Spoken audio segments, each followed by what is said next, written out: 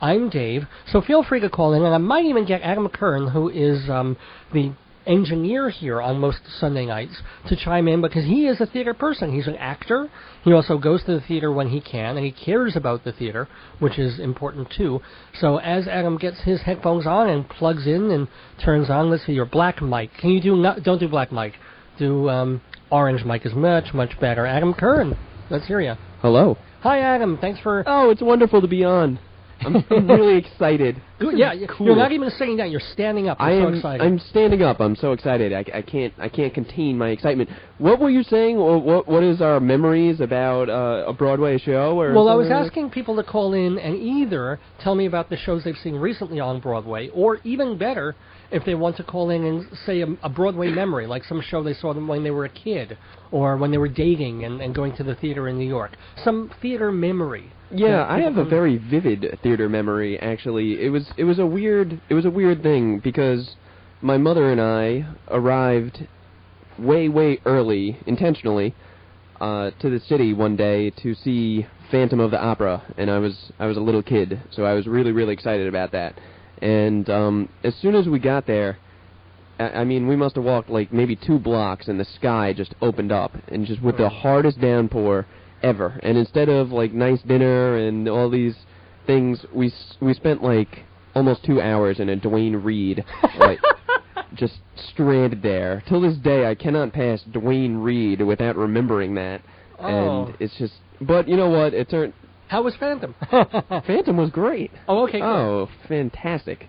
But yeah, I've had to sit through theater in wet clothing, and it does. You kind of forget it halfway through the first act, but during that first act, when it was still warm, and then you're sitting there and it starts to get cool on you because of the air conditioning, and you're feeling like the cold, wet clothing, it does take away. I remember one time I went to Shakespeare in the Park, which and there you're obviously not protected from the elements, so I was squished. It was a rainy day, sitting there for a rain delay. We sit there, and my sneakers were squishing, and my socks were all bleh. So I said, and I do what I do always at the theater, because I like to be comfortable. I take my shoes off. I like to sit there and have my dogs breathe, so my brain can at the same time. And I just remember someone in front of me turning around and seeing my wet sock foot and going, yeah, put your shoes on. Yeah. And I'm like, no, my feet are soaking wet. My sneakers like mush. I'm like, please put your shoes. That's a bad situation for all parties involved. It's not like my feet smell, I don't think. I hope. Well, that was my memory.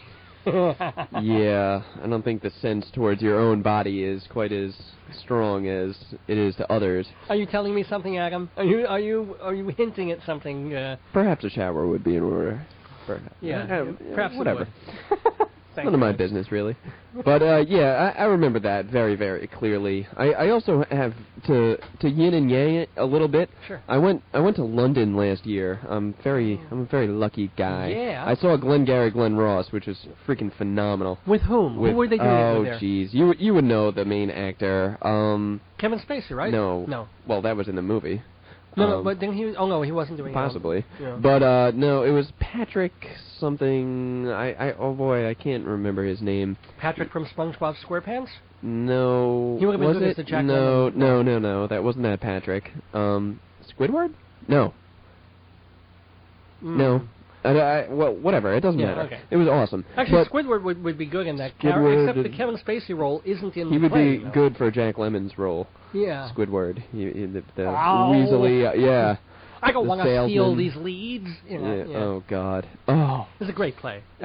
Jack Lemmon proved himself to be, just, in my eyes, with that movie, just such a great actor because of how visceral I loathed him from that movie. You hated Jack Lemmon in that movie? Oh, he was despisable. Yeah. No, not so far as... You hated Alec Baldwin in that movie. No, I loved Alec Baldwin. That's one of my favorite scenes in my first legitimate acting monologue as well. Comes from that. Let me have your attention. Yeah, I love that. It goes 6.5 minutes of that spiel. It's I love it. Yeah, no, Jack Lemmon is just such a weasel. He's corrupt and he's horrid. Of course he's corrupt. He's desperate. Yeah. Desperate men get corrupt. No, it's Yeah, but anyways. Anyway. Yeah. Okay. Retracing our steps back to London. Yeah. The day after the event I'm talking about was Glengarry Glen Ross, and that was wonderful. The day of that I'm talking about, I was excited to see the oldest running play in London. I was like, yay! Mousetrap? The Mousetrap. How is the Mousetrap? Let me tell you something about the Mousetrap. I bless the heart of whomever wrote it in year whatever it was, but... It's Agatha Christie. Agatha Christie, thank you. Yeesh. I should probably know these things, but anyways, Agatha Christie. I'm sure it was a great play for its time. Let's put it that way. That being said, in this time, in this day and age, it is so painfully outmoded, outdated. The jokes are like so old. I mean, they would make you blush. I mean, they really would. That would be tough. Yeah. Because I still tell the fireman red suspenders joke and get a laugh out of that. Even the neighborhood I mean, you fidget in your seat at some of the jokes are so obnoxiously old and embarrassing. And this was the only time, may it be the first and the last time, that I sit in a theater. There were empty seats everywhere. Oh, well.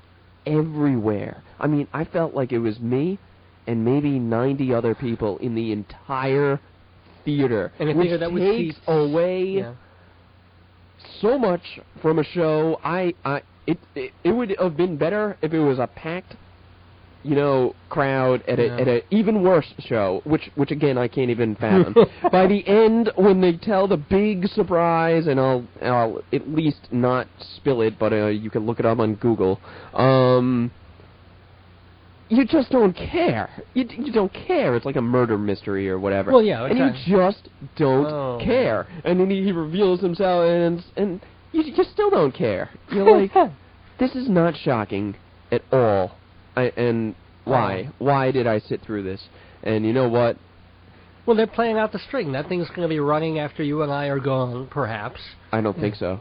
I think I'm going to be one of the last people to see it. I'm telling you. Well, you saw it last year. Exactly. So there have been at least like 8 other people who've seen it since you have. Oh yeah, no. Well, times that by the number, it's probably 80 people who have seen it since. But no, it simply has to run away. It will. That is not an immortal play. It will not. My prediction, no more than 5 years. It can't. Well, you can never tell what's going to hang on. By the way, Adam's getting over a cold. I had some throat problems earlier in the previous show. This is one of those. Must be the time of year. But you never can. I mean, there's a show off Broadway called Perfect Crime that has been running for a good 20 years or so, longer than almost every Broadway production. Okay. It's not a terrible play, but it's not a good play. It's just a dumb murder mystery sort of comedy thing. And in fact, the woman who co-wrote it and acted in it from the beginning is still in it. She's the co-producer of it. Oh, what's her name? Oh, I wish you wouldn't ask me that. If I had my Performing Arts Insider in front of me, I would know. But the show's still going, and God knows, and it's in a small theater. So maybe every performance they get 30 people, 40 people. So and then there's the Fantastics, a lovely little musical. But should that have run 40 years? I don't know. 40? It ran 40. It went away for 2 years, and then they brought it back. Wow. It's a sweet little musical. Yeah, I don't know. Yeah, I mean, I guess because the Mousetrap is that. It's just such a, it's a murder mystery, and who's not intrigued by a murder mystery or by a whodunit, But it's there because it's there.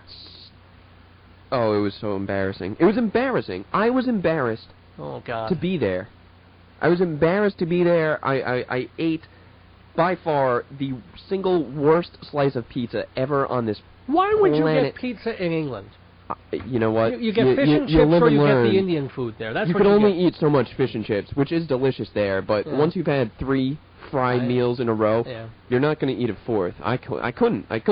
And so I tried to eat some of their fare, and I've been told that, in London, it's not like it used to be, and blah, blah, blah. They have lots of great food. Yeah, they do have lots of great food that costs God only knows how much at the finest restaurants. Yes, it's available, but for an arm and a leg and then some. Try and find the Friendlies or an Arby's or something like a beefsteak Charlie's, and good luck. Yeah. What my best meal in London? Yeah. I shudder. I shudder. Subway sandwich. It was a Subway sandwich. A Subway sandwich. Their food is well. Again, their fish and chips were good. Oh well, then it wasn't the best meal in London. Plentiful. Oh my God, they give you like a whole fish. Did they give it to you in the newspaper though? No. Oh, they do it the new way. Yeah. In the old days, they used to wrap them in newspaper. That was kind of the cool thing about it. That's disgusting. Yeah. Okay, Couldn't you get a decent burger in a pub? No. I just don't. I don't like that. I mean, very moderate amounts of that kind of food do I like. Yeah. Anyways, no, the food there in London is just terrible. But yeah, I mean, Mousetrap was unfortunately my worst. Well, what else did you experience. see when you were in London?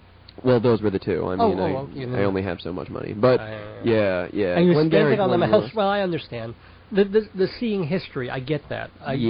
That's it. That's really what sold me, and I had no idea it would be that antiquated. And I thought that people bought tickets to it.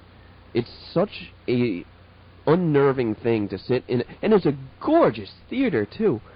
Gorgeous. I think it's called the Majestic. And it's fantastic.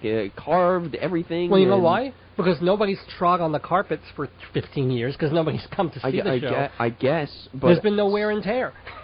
the silly character is Christopher Wren, you know, like named after and he pretends that he's an architect too, and he's just this is the best adjective to describe him. He's daffy.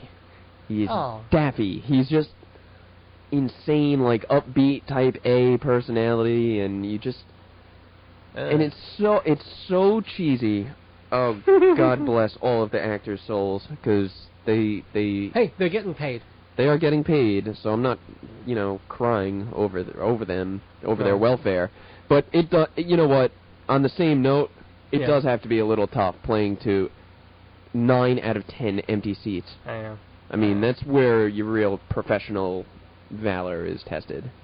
Well, thank God. I mean, knowing as I do, because I do a weekly cabaret show on at the Players Theater on McDougal Street in the Village. And sometimes we have a few people, sometimes we have a lot of people, but one kind of good thing is once you get up there and you're standing in your spot and you're in the light, you really can't see past the first row. So that sort of helps you. Only problem is if you're used to or hope for getting laughs, and there's 20 people in the audience, or as you say, 80 people in a place that seats 500 or 600, you're waiting for laughs that don't come. So you may not see nobody out there because you can't see at all past the first row or two, but you have a sense that nothing's out there. I'm just read something about the opposite. It's not really about the theater, but I'm reading the book by Artie Lang of the Howard Stern Show. Right. No, it's quite. Apparently, good. It's got really decent reviews, and it isn't sick crazy. No, I mean there's some of that, but it's really about his life story and his relationship to his father, and it's quite touching. And he tells the story about his dad, his fondest memory of his dad, somehow managed to get him tickets during the 1977 World Series, which was half at Yankee Stadium. And, father just sent away early in the season on the assumption that the Yanks would get into the playoffs. They did, and get to the series. So they got $10 seats all the way in the bleacher boonies.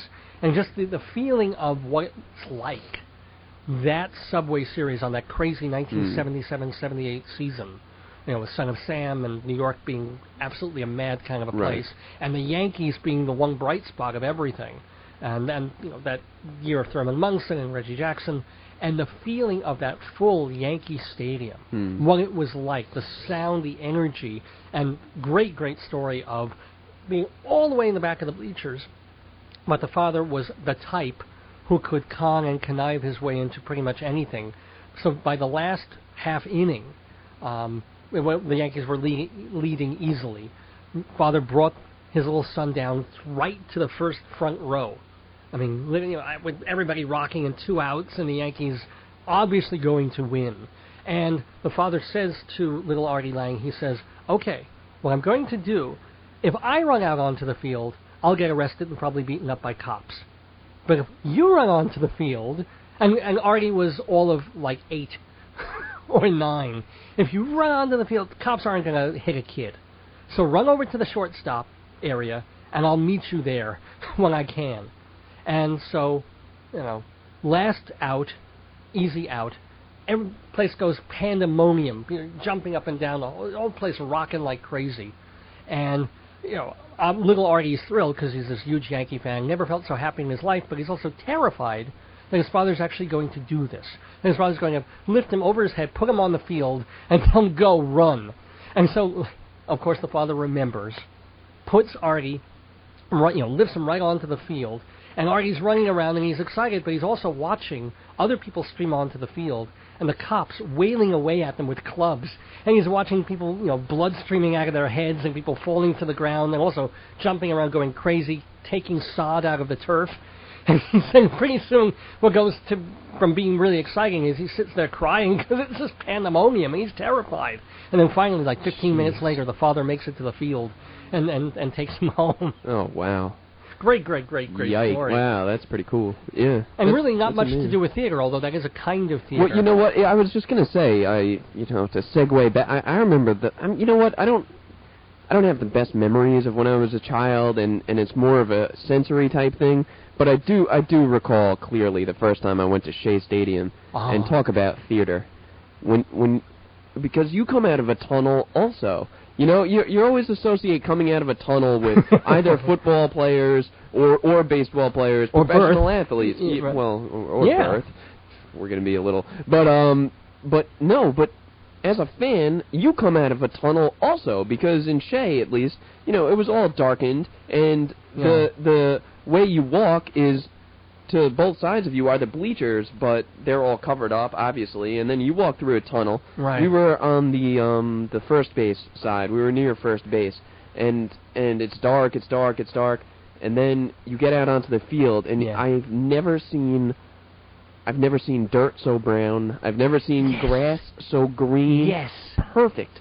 It didn't look real. The players, the Darryl Strawberry was playing, Mookie Wilson, Howard Johnson, Ron Darling, Doc, all of them.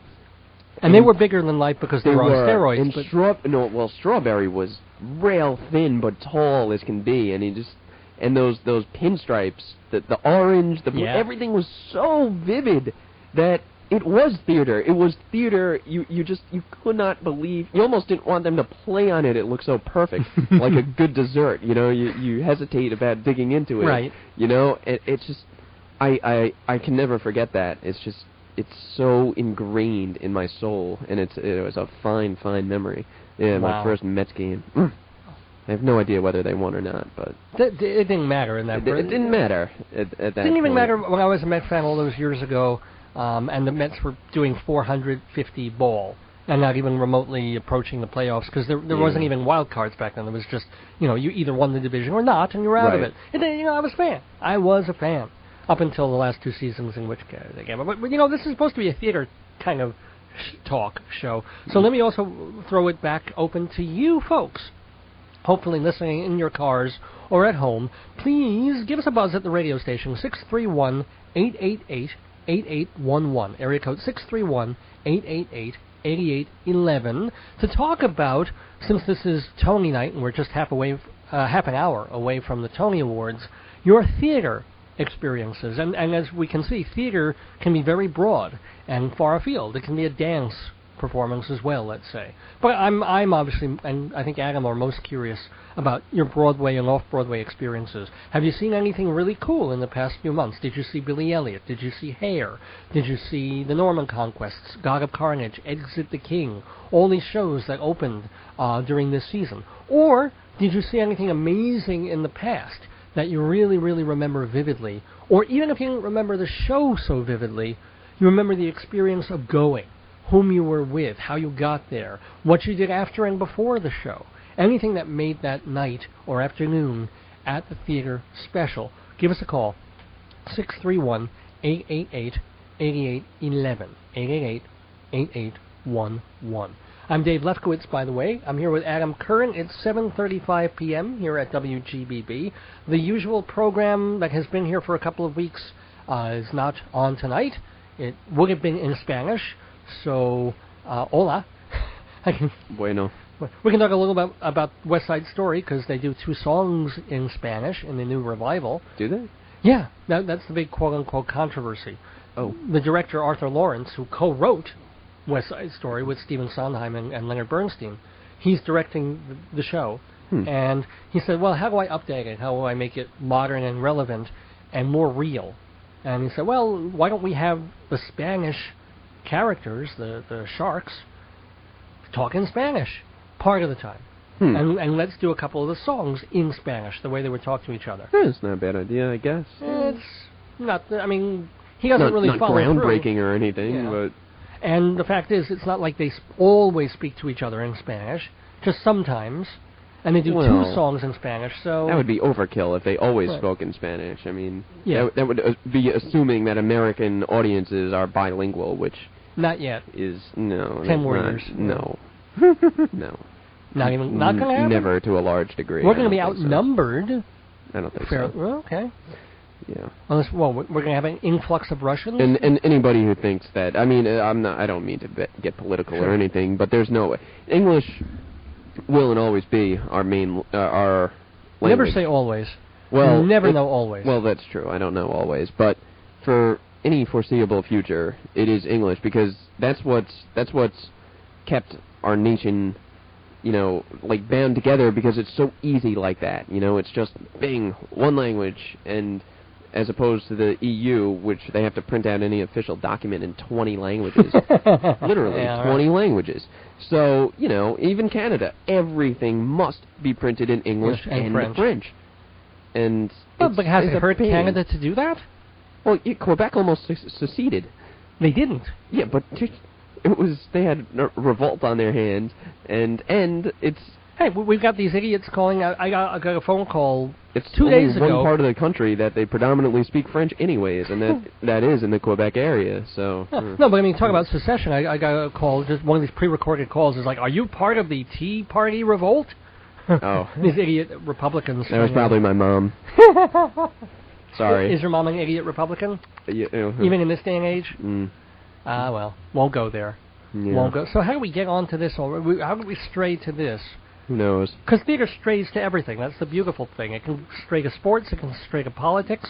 Doesn't have to necessarily be so. It strayed to defined. Susan Boyle. This with Yes, think about it. People who that's say also that's probably my favorite theater memory of all time. Aside from waiting in the Duane Reade for hours on end, shopping for different umbrellas and stuff. Was seeing Susan Boyle do her thing or seeing her break down? Well, excuse me. No, seeing Susan Boyle on YouTube for the first time, that was very touching. Yes, it was. But, I mean, I'm talking about seeing Les Miserables in real life was deeply touching. It just impacted me in a major way. I guess I had no expectations. Right. That always helps, I guess. Yeah. But the music is just... I listened to both the double CD regularly when I was a kid, and... I am not, as you know, I mean, I'm very interested in the arts, and I act and all of this stuff. But when I was a kid, not so much. It was just one of my interests. Okay. I would have a lot of rap CDs, rock, and Les Miserables double CD. That's how much I loved it. Well, you know what? That sounds unique, but if you go to a lot of people of your generation, you're probably about 15 years younger. Now, how old are you? 27. Yeah, you're. I'm 45, so you're about 17, 18 years younger than I am. But I'm not a math guy. Me neither. But other people would be like, well, I've got Nirvana and I've got all these things. Yeah, well, now and they have Rent. Yeah. So that would be their one. They wouldn't have Guys and Dolls. Right. They wouldn't have Oklahoma, but they have Rent. Or one of the Bublé Schoenberg things, or the Jesus Christ Superstar, something like that. It works perfectly with my sister, who's 6 years younger than me, and it's all whatever, rap, rock, whatever, Rent, boom. Right, exactly. Where'd that come from? All of them too, and not just one song. So for a moment, it was Spring Awakening too. That one sort of nudged its way in there for a moment. Spring Awakening. Yeah, never heard of it. Really? Yeah. It was his best musical 2 seasons ago, or maybe it was only 1 season ago. What was last year's best musical? Good Lord. Where's my sheet of paper? All my stuff I packed away because I thought I'd be off the air by 7. So, there's your trivia for you.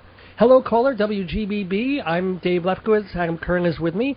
And want to talk theater? Yes, I do. Hi, who's calling? My name is Pat from Brooklyn. I saw Hair. What did you think? And actually, it was great because I missed it the first time around because I was a little bit too young when it was first here. Right, me too. But I was still old enough to know I wanted to see the play, but nobody would take me, you know. Well, there were naked people in it and stuff like that. Right, that was but the interesting thing is I only see plays if I can get half price, and you never get half price to a play that's up for a Tony, except that evening that Obama was at a play, there was nobody in town, and I tried to see the play that he was at, but of course they wouldn't let me in there on the same day notice, even though the play doesn't sell out. Right. Yeah. But they did have Hair, so I saw Hair for half price. Good, man. And it was it actually, even though I saw it in reverse, I don't know what you guys think, but it sort of Rent reminded me of Hair.